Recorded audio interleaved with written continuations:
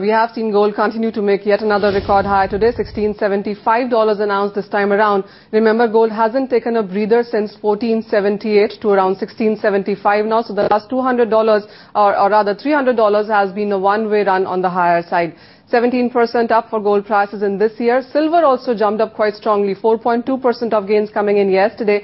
Silver is up nearly 35%.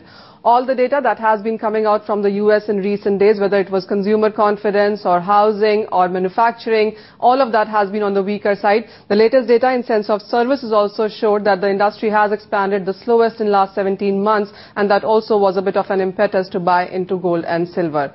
But some bit of buying coming back in case of crude prices also. Those touched 5-week lows yesterday. But there is, sentiment in the markets that US might come up with further stimulus, and that has been supportive for many industrial commodities. Apart from that, all the fundamentals are negative for crude prices. The US inventories have shown an increase. The supplies are on the higher side. The demand not so good. Budget deficit cuts and also low spending from US. All of those factors are bearish for crude prices.